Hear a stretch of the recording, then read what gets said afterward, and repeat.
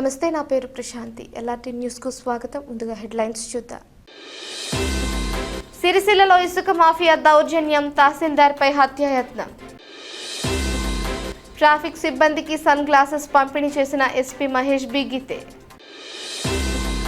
సిరిసిల్లలో seat belt పై traffic పోలీసుల అవగాహన కార్యక్రమం. పోతిరెడ్డిపల్లిలో హృదయ విదారక ఘటన, చిరుత దాడిలో పెయ్యదూడ మృతి. అనారోగ్యంతో ఉన్న కోడలను పంపిణీ చేశారని ఓ రైతు ఆగ్రహం. కోనరావుపేటలో ప్రజాపాలన ప్రగతి ప్రణాళికపై మండల స్థాయి సమావేశం.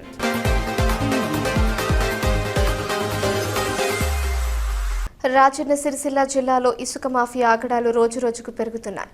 తాజాగా సిరిసిల్లలో బాధ్యతాయుతమైన ప్రభుత్వ అధికారిపై జరిగిన దాడి జిల్లాలో కలకలం రేపుతోంది. అక్రమ ఇసుక రవాణాను అడ్డుకున్నందుకు తహసీల్దార్ మహేష్పై హత్యాయత్నం జరగడం తీవ్ర ఆందోళనకు గురిచేస్తోంది.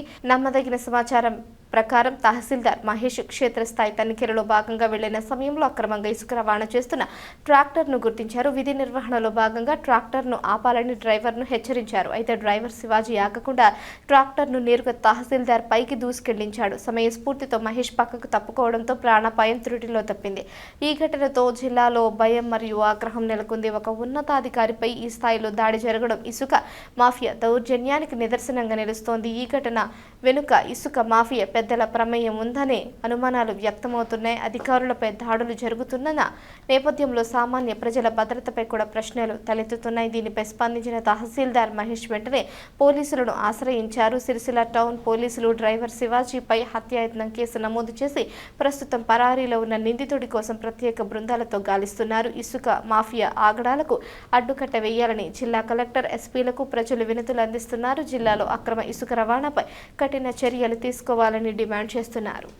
రాజన్న సిరిసిల్ల జిల్లాలో నమోదవుతున్న అధిక ఉష్ణోగ్రతలను దృష్టిలో ఉంచుకుని పోలీస్ సిబ్బంది ఆరోగ్య రక్షణ కోసం ప్రత్యేక చర్యలు చేపడుతున్నామని జిల్లా ఎస్పీ మహేష్ బి గీతే తెలిపారు. గురువారం జిల్లా పోలీస్ కార్యాలయంలో ట్రాఫిక్ విధులు నిర్వహిస్తున్న అధికారులు సిబ్బందికి ఆలైవ్ కార్యక్రమంలో భాగంగా వడగాలుల నుంచి రక్షణ కోసం కూలింగ్ గ్లాసెస్ పంపిణీ చేశారు. ఈ సందర్భంగా ఎస్పీ మాట్లాడుతూ తీవ్ర ఎండల సమయంలో విధులు నిర్వర్తించే సిబ్బంది తగిన జాగ్రత్తలు తప్పనిసరిగా పాటించాలని సూచించారు. ట్రాఫిక్ సిబ్బంది బ్లూ కోల్స్, పెట్రో కార్లు మరియు వివిధ బందోబస్తు విధుల్లో పాల్గొనే సిబ్బంది తరచుగా నీరు, గ్లూకోజ్ తీసుకుంటూ ఆరోగ్యాన్ని కాపాడుకోవాలని ఆయన తెలిపారు. ఎండల ప్రభావాన్ని తగ్గించే రక్షణ చర్యలను పాటిస్తూ నిర్వహించి ప్రజలకు మెరుగైన సేవలు అందించాలని సూచించారు. అదేవిధంగా ఆలైవ్ కార్యక్రమంలో భాగంగా వాహనదారులు ప్రజలకు ట్రాఫిక్ నియమాలపై విస్తృత అవగాహన కల్పించాలని ఎస్పీ ఆదేశించారు. హెల్మెట్, సీట్ బెల్ట్ వినియోగం, ర్యాష్ డ్రైవింగ్, మద్యం సేవించి వాహనాలు నడపడం వల్ల కలిగే ప్రమాదాలు, మైనర్ డ్రైవింగ్ వంటి అంశాలపై ప్రజల్లో చైతన్యం తీసుకురావాలని పేర్కొన్నారు. ఈ కార్యక్రమంలో ట్రాఫిక్ ఆర్ఐ సురేష్, ఆర్ఎస్ఐలు రాజు, శ్రీనివాస్ తదితర సిబ్బంది పాల్గొన్నారు. రాజన్న సిరిసిల్ల జిల్లా కేంద్రంలోని కలెక్టరేట్ చౌరస్తాలో రోడ్డు భద్రతపై ప్రత్యేక అవగాహన కార్యక్రమాన్ని ట్రాఫిక్ పోలీసులు నిర్వహించారు. ఆలైవ్ కార్యక్రమంలో భాగంగా డీసీపీ, జిల్లా ఎస్పీ మహేష్ బి గీతే ఆదేశాల మేరకు ఈ కార్యక్రమం చేపట్టారు. ఈ సందర్భంగా ట్రాఫిక్ ఇన్స్పెక్టర్ మోడెం సురేష్ మాట్లాడుతూ ప్రతి ఒక్కరూ తప్పనిసరిగా సీట్ బెల్ట్ ధరించి వాహనం నడపాలని సూచించారు.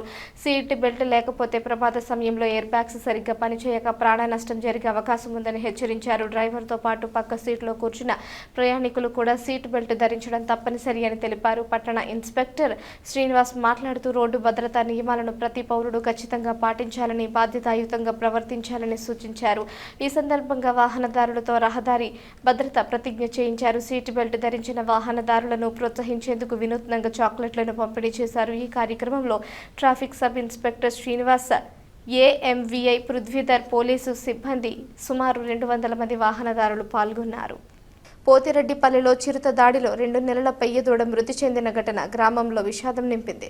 మంగళవారం రాత్రి చెట్లకు వేర్వేరుగా కట్టేసిన పాడిగేదె దూడపై చిరుత దాడి చేసి దూడను చంపేసింది. ఉదయం ఈ విషయం బయటపడగా తన బిడ్డ మృతదేహాన్ని చూసిన పాడిగేదె మూ మూ అంటూ రోదించడం స్థానికులను కలిచివేసింది. సమాచారం అందుకున్న అటవీశాఖ వెటర్నరీ అధికారులు ఘటనా స్థలానికి చేరుకుని పోస్టుమార్టం నిర్వహించి దూడ మృతదేహాన్ని అడవిలో దహనం చేశారు.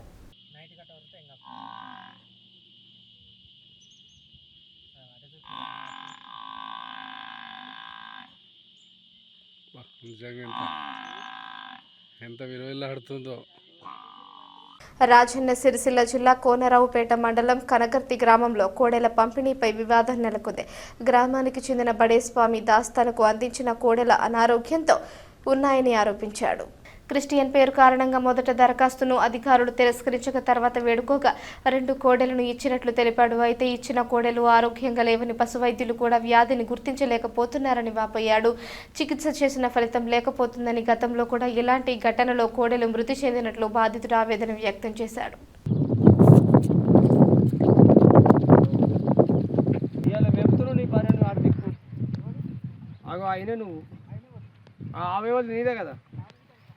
నీదే కదా అవు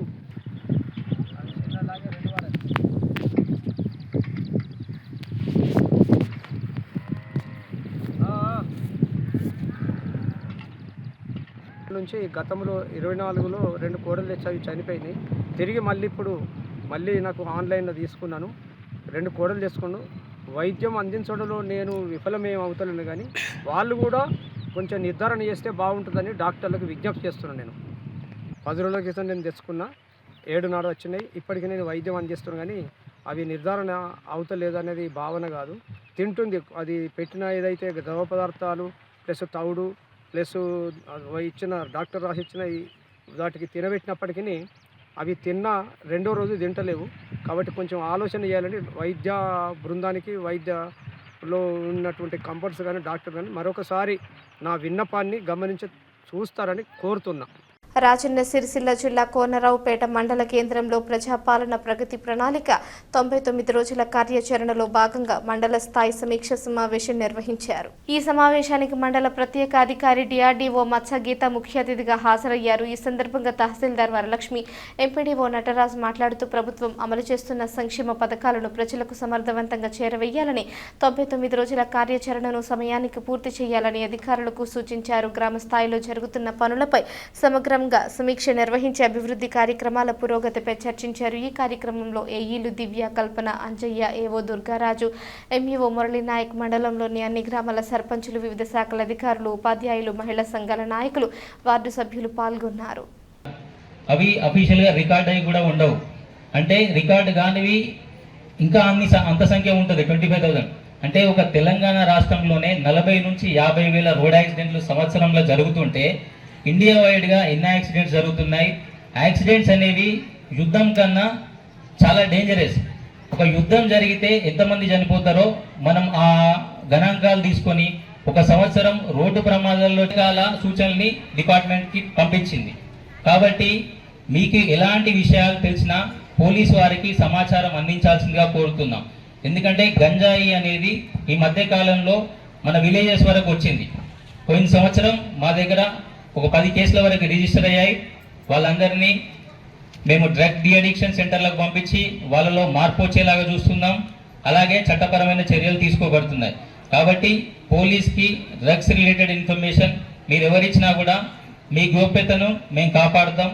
కాబట్టి ఈ సూచనలన్నీ పాటించాలని డిపార్ట్మెంట్ తరఫున కోరుకుంటూ నాకు రాష్ట్ర ప్రభుత్వ ఆదేశాల మేరకు ప్రజాపాలన ప్రగతి ప్రణాళిక కార్యక్రమాలు పగడ్బందీగా అమలు చేస్తున్నామని జిల్లా కలెక్టర్ గరీమా అగ్రవాల్ తెలిపారు.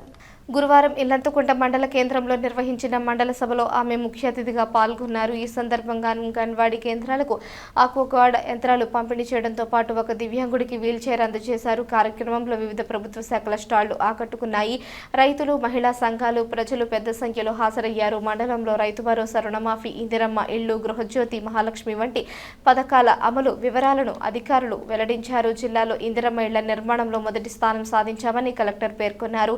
రోడ్డు భద్రతపై ప్రత్యేకంగా అవగాహన కల్పిస్తూ హెల్మెట్, సీట్ బెల్ట్ వినియోగాన్ని తప్పనిసరి చేయాలని సూచించారు. గ్రామ స్థాయిలో రోడ్ సేఫ్టీ కమిటీలు సమర్థంగా పనిచేయాలని ఆదేశించారు. కార్యక్రమంలో జిల్లా మండల అధికారులు, ప్రజాప్రతినిధులు పాల్గొన్నారు.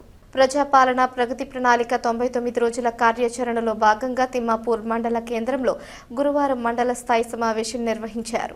ఈ సమావేశంలో ప్రభుత్వ అభివృద్ధి కార్యక్రమాల అమలు, లక్ష్యాల సాధన, ప్రజలకు అందుతున్న సేవలపై సమీక్ష చేపట్టారు. అధికారులు మాట్లాడుతూ ప్రణాళికలో భాగంగా ప్రతి శాఖ సమన్వయంతో పనిచేసి నిర్దేశిత గడువులో పనులను పూర్తి చేయాలని సూచించారు. గ్రామ స్థాయి నుంచి మండల స్థాయి వరకు సమస్యలను గుర్తించి వేగంగా పరిష్కరించేలా చర్యలు తీసుకోవాలని తెలిపారు. అట్లా రావడం వల్ల ఇప్పుడు రిజెక్ట్ అయ్యే వాళ్ళు కూడా ఎందుకు రిజెక్ట్ అయ్యారు అది ఫీమేల్ అంటే చనిపోతే లేదు మేడం, ఫిమేల్ పేరు మీద శాంక్షన్ అయింది, ఫిమేల్ చనిపోయింది. సారీ. అదే ఓకే. అట్లా డెత్ కేసు అయితే హస్బెండ్. రాష్ట్ర ప్రభుత్వం 99 రోజుల ప్రజాపాలన ప్రగతి ప్రణాళికలో భాగంగా వేములవాడ పట్టణంలో మహాలింగేశ్వర గార్డెన్లో పట్టణ సభ కార్యక్రమం నిర్వహించారు. చైర్మన్ మున్సిపల్ పుల్కం రాజు కమిషనర్ సమక్షంలో జరిగిన ఈ కార్యక్రమంలో ప్రభుత్వ సంక్షేమ పథకాలు, అభివృద్ధి కార్యక్రమాలపై విస్తృతంగా చర్చించారు. ఈ సందర్భంగా చైర్మన్ పుల్కం రాజు మాట్లాడుతూ రాష్ట్ర ప్రభుత్వం ప్రవేశపెడుతున్న పలు ముఖ్య పథకాలను వివరించారు. ప్రీ ప్రైమరీ నుంచి ఇంటర్మీడియట్ వరకు అల్పాహారం పథకం, రాష్ట్రంలోని అన్ని కుటుంబాలకు ఇందిరా కుటుంబ జీవిత బీమా, ఇంటర్మీడియట్ వరకు మధ్యాహ్న భోజన పథక విస్తరణ, పంటల వైవిధ్యీకరణ, ప్రకృతి సేంద్రియ వ్యవసాయం వంటి కార్యక్రమాలను ప్రజలకు చేరవేయడం లక్ష్యంగా ప్రభుత్వం పనిచేస్తోందన్నారు. ఇందిరమ్మ ఇళ్లు, కొత్త రేషన్ కార్డులు, పెన్షన్లు అర్హులైన పేదలకు అందేలా కృషి చేస్తామని తెలిపారు. ప్రజలు ప్రభుత్వ పథకాలను సద్వినియోగం చేసుకోవాలని సూచించారు.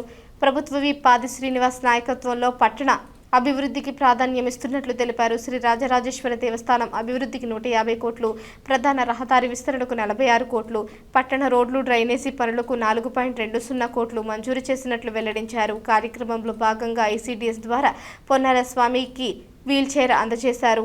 అయ్యారుపల్లి, పార్వతీపురం అంగన్వాడీ కేంద్రాలకు వాటర్ ప్యూరిఫైర్లను పంపిణీ చేశారు. ఈ కార్యక్రమంలో రెవెన్యూ డివిజన్ అధికారి ఆర్వి రాధాబాయి, వేములవాడ పట్టణ సిఐ వీరప్రసాద్, వైస్ చైర్మన్ నరాల శేఖర్, వార్డు కౌన్సిలర్లు, ఇంద్రమ్మ కమిటీ సభ్యులు మరియు పట్టణ ప్రజలు పాల్గొన్నారు.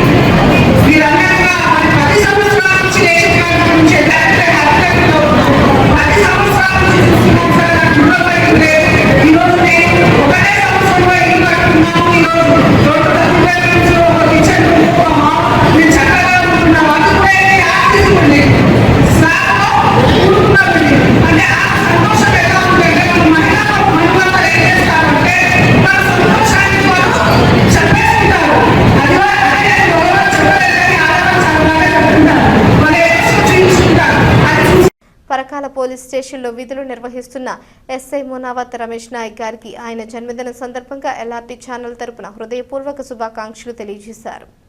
ఈ సందర్భంగా ఆయన సమాజానికి అందిస్తున్న సేవలను కొనియాడుతూ విధి నిర్వహణలో ఆయన చూపుతున్న నిబద్ధత, క్రమశిక్షణ అభినందనీయమని పేర్కొన్నారు. భవిష్యత్తులో మరిన్ని ఉన్నత స్థానాలు అధిరోహించాలని ఆకాంక్షించారు. ఆయనకు ఆరోగ్యం, ఆనందం, ఆయురారోగ్యాలతో కూడిన దీర్ఘాయుష్యును కలగాలని కోరుకున్నాను అన్నారు. ఈ వార్తలు ఇంతటితో సమాప్తం. తిరిగి ప్రసారమయ్యే ఎల్ఆర్టీ న్యూస్లో మళ్ళీ కలుసుకుందాం. అంతవరకు సెలవు. నమస్కారం.